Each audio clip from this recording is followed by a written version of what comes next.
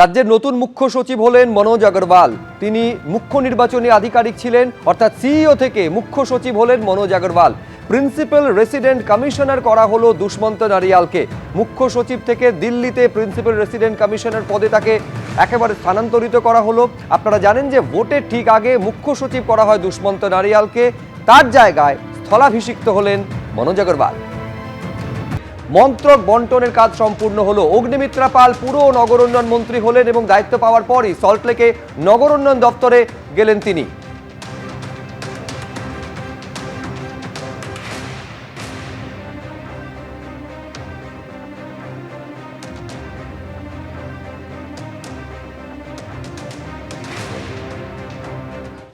এবং তার সাথে সাথে গঙ্গার দুপাশটা ডেভেলপ করা সবই এই দপ্তরের আন্ডারে।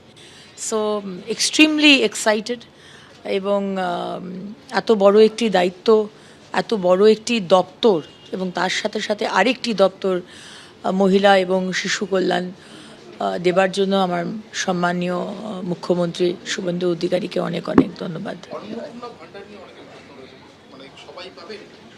সবাই পাবেন, যারা যারা লক্ষ্মীর ভাণ্ডার পাচ্ছিলেন সবাই অন্নপূর্ণার ভাণ্ডার পাবেন। সবই ডাইরেক্ট বেনিফিট ট্রান্সফারে হবে, কিন্তু দেবার আগে 1 জুন মাননীয় মুখ্যমন্ত্রী বলেছেন 1 জুন থেকে ব্যাংক অ্যাকাউন্টে ঢুকে যাবে।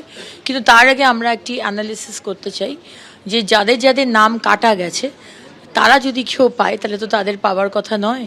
যিনি মারা গেছেন তার তো পাওয়ার কথা নয়, যিনি আমাদের দেশের নাগরিক নন তার তো পাওয়ার কথা নয়। সুতরাং সেই অ্যানালিসিসটা হবে যে যাদের যাদের নাম কাটা গেছে তাদের মধ্যে কতজন লক্ষ্মীর ভাণ্ডার পাচ্ছেন, তাদের নাম কিন্তু বাদ যাবে। এবং আরেকটি মুখ্যমন্ত্রী বলেছেন যারা সিএ এর জন্য অ্যাপ্লাই করেছে এবং যাদের নাম ওই ট্রাইব্যুনালে গেছে তাদেরকে এর থেকে বাদ রাখা হবে আপাতত।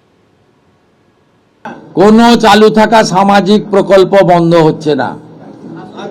কোন সামাজিক চালু থাকা প্রকল্প, এটা আমরা আমাদের কর্মসূচি মানে প্রচারকালীনও বলেছি, কোন চালু থাকা সামাজিক প্রকল্প সে 30 বছর আগের হতে পারে, 10 বছর আগের হতে পারে, কোনো সামাজিক প্রকল্প আমরা বন্ধ করছি না। আমরা